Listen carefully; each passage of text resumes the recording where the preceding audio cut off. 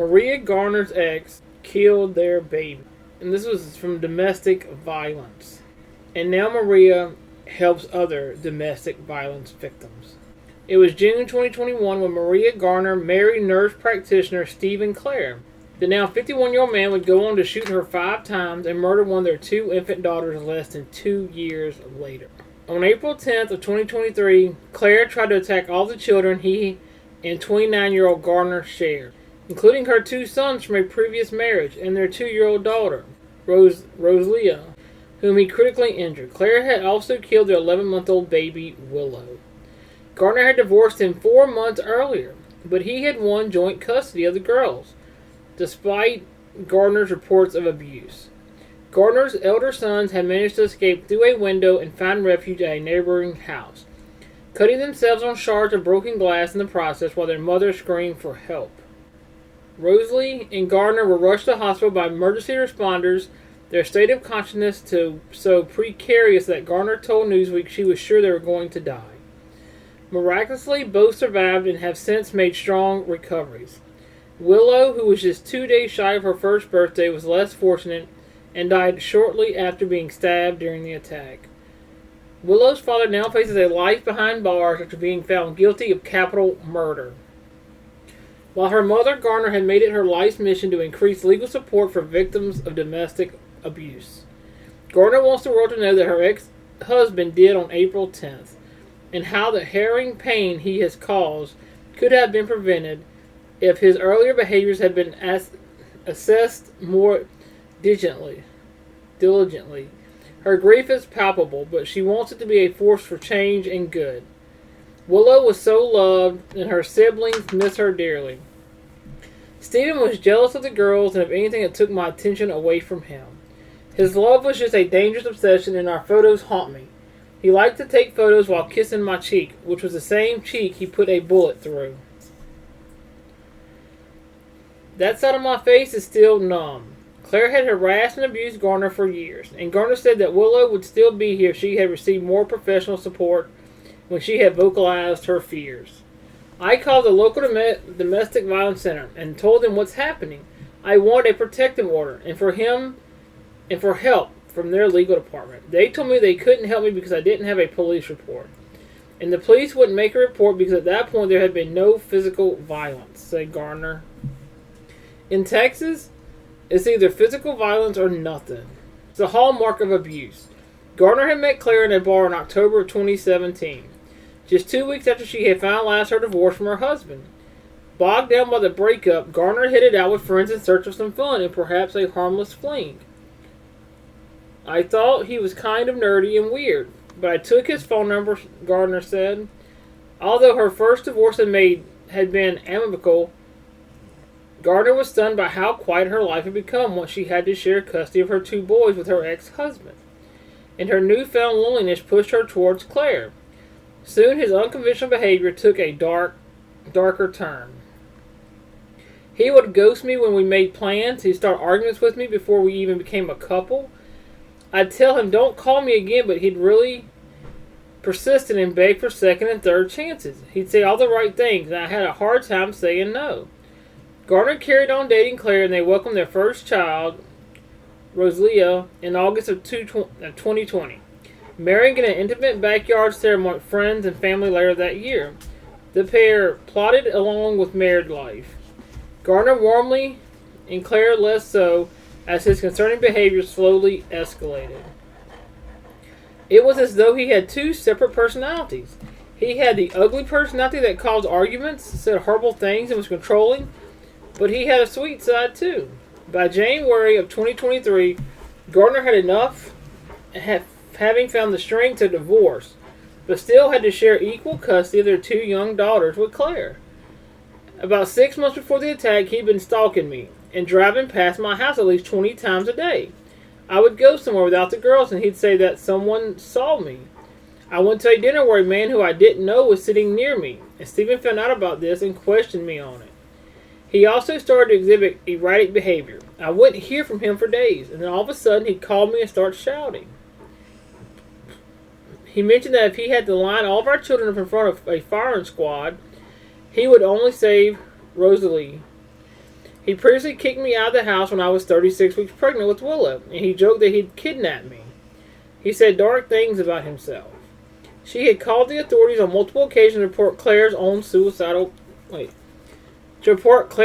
thoughts of harming himself. On one instance, the police took Claire to a hospital for a long psychiatric observation. But he used his extensive medical background to whip out the right things to say so that he could be released in just 4 hours. Garner describes the incident as gaslighting by the hospital. The mother had even told by a marriage counselor that Claire was perfectly fine, that she just needed to cater to his emotions better. As Claire's behavior and remarks became more coded in violence, and the services Garner sought turned their backs, she began to fear for her safety. It was at this point that she had called and subsequently got dismissed by her domestic violence center. Garner then knew she had to mobilize support from her social circle. I told people that if I go missing, it's him. I tell people that he's going to kill me. I told friends. I posted on social media. I even called the police. I never thought he'd hurt the children, but I knew he'd hurt me and I wanted to protect us. Garner had enjoyed a happy childhood in Louisiana and had remained close to her parents in adulthood. But due to Texas' legal constraints, there was no real escape path open to her and the children. I couldn't just get up and go back to Louisiana or a non-disclosed area because Stephen had 50% custody of my children.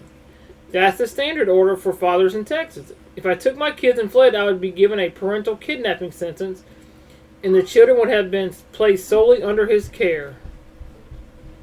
There was nothing I could have done to escape him. Garner felt the best way forward for her and the children would have been just to tolerate Claire and refrain from provoking him. Garner agreed before Claire to have their children for Easter weekend, the weekend before the attack. He would go on to drop Rosalie and Willow at preschool the following Monday while Garner was at work. Although she now believes the attack had been premeditated, April 10th was a very normal day before Claire launched his brutal assault. It was busy with picking the kids from school, doing homework, and baking after-school snacks. The family's promise of a wholesome evening was interrupted by Claire's return to San Antonio house at 7 p.m. He pushed his way in and was moving fast, but I figured it was his strange personality.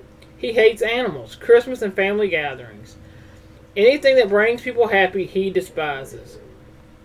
Claire proceeded to announce his arrival to the children. As Garner tidied a few things away, as she turned back to face him, she saw Claire holding a gun to her face. He shot her at close range 5 times and left her in a critical condition before leaving her to hunt down the children. The first responders thought I was going to die. In the police officer's testimony, a woman stated she truly believed I was going to die in that moment, and so she just held me in her arms. I was in respiratory failure, bleeding internally, inhaling and swallowing blood. I ended up vomiting blood when I was in the ambulance too, but I never lost consciousness. I think the fact that I'm a mother kept me alive in the intensive care unit for 10 days. I was on a mission to save my kids and make sure that they were okay. Sadly, Garner was told in the hospital that her youngest, Willow, had been killed. Claire had fled the scene and returned to his residence, where he washed his blood-stained clothes and downed a concoction of drugs. He was captured by the police as he began to settle into his bed as if nothing had happened. Garner's world had since been altered beyond recognition. The mother had to learn how to swallow, speak, and eat again, all while grieving her baby. Garner finds motivation to go on in her surviving children and champion Willow's legacy, and in raising awareness about domestic violence on social media, although she still struggles to walk on occasion. Garner marched proudly at a recent vigil that commemorated Willow's memory and spread the message. My daughter's life had stolen. My daughter had her life stolen. In October, Garner made it to Capitol Hill with Willow's ashes and a pendant to encourage the White House to reform family court law and better safeguard victims of abuse. My daughter had her life stolen. She will never turn 1. She will never speak. She will never be able to walk. I must find a way to allow her legacy to live on. Every time I share our story on social media, I share her, even though she is gone. She will help so many people just because she existed. Garner said, I also have a surviving daughter, and I have to do everything I can to make sure there are laws in place that will protect her in a way that didn't protect me. I never want to have her to experience the level of evil and violence she survives as a 2-year-old baby. A Bexar County grand jury charged Stephen Clare with capital murder of a child under the age of 10. San Antonio Police Department's incident report reads that Claire had intentionally and knowingly murdered Willow Claire. It is a felony punishable by death or life imprisonment with no possibility of parole. Anyone seeking help should call the National Domestic Violence Hotline, a free and confidential hotline available 24/7 that can be reached on 1-800-799-7233. The hotline also provides information on local resources. For more information, visit www.dhotline.org. New at 10, fighting for justice, healing through advocacy. For the first time, a mother who survived a domestic violence attack where her baby was killed is sharing her story with KENS 5. Mariah Garner and her family were attacked exactly 4 months ago today. Her ex-husband, Stephen Clare, is accused of shooting her, then stabbing their 2 young daughters. 11-month-old Willow Clare did not survive. I made a mistake that almost cost me my life, and it cost my daughter her life. In an emotional interview, Garner told KENS 5 reporter Hannah Tita she hopes her story saves others. Hannah? Stephen Clare made his first court appearance since his indictment. He's been charged with capital murder. Mariah Garner was in the courtroom yesterday, but unable to address Clare at this stage in the proceedings. So she wrote a letter, and we're going to share parts of that. But first, a warning to viewers tonight. Details of this story are graphic. You're not going to make it this time. Those words haunt Mariah Garner. It was the last thing her ex-husband told her before she says he carried out a horrific attack. I could feel a presence next to me. And so I look up, and at that point, he already has the gun in my face. She says Stephen Clare was manipulative and financially controlling, but he never hit her until, she says, he tried to kill her. I got down on my hands and knees and accepted the fact that I was going to die, but I needed to stay alive long enough to tell them my kids were inside the house. Garner says Clare shot her 5 times. Her 2 boys escaped through windows, but her 2 daughters were stabbed. The same day she took her first steps, just 2 days before her first birthday, Willow Clare's life stopped before it started. I've slept with my daughter's urn on multiple occasions because that's the only way I've been able to feel close to her. You continued to hunt me, Garner wrote in an open letter. Did their screams make him cry? He went home, washed the blood, and didn't even hide. So the moment I woke up in the hospital and realized that I survived, I just immediately knew that I had a story to tell. And she's been sharing it on social media. If I can take this and impact other people's lives and save them in a way that I wish I could go back and save myself, then I can't think of anything that will be more healing. Clare has remained in jail since the attack. Garner says she will keep sharing videos online to help victims.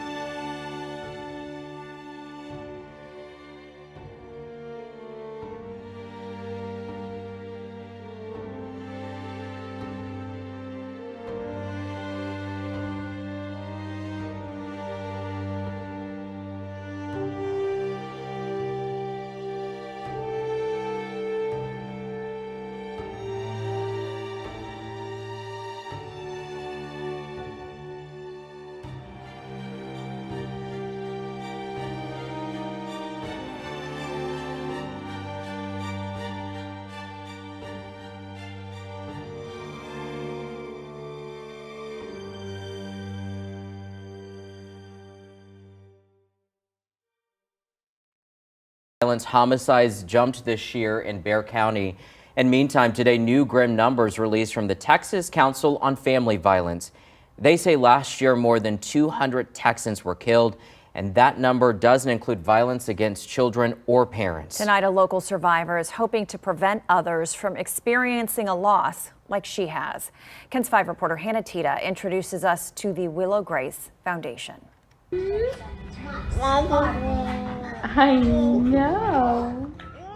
In her short life, she brought endless joy. Now, Willow Grace lives on not only in her mother's memory, but through a new foundation. Knowing the sacrifice that she made for me and for her siblings, so that way we could be free of abuse. Like that was something she should have never had to be in the position to do.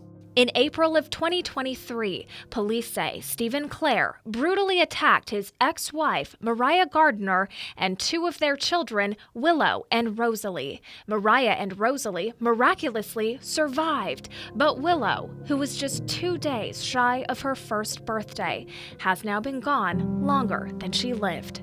I'm just so thankful for the moments that I did have with her. And then comes the waves of sadness. On Domestic Violence Awareness Month, Mariah launched the Willow Grace Foundation. This nonprofit aims to fill a lot of gaps, like a first-of-its-kind flexible funding initiative. It will offer financial support to domestic violence victims, even if they're not staying in a shelter. We need more survivors in that space. Mariah Garner says she'll make sure laws change.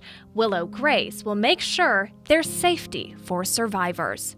I have a lot that I can teach others, things that I wish someone would have taught me.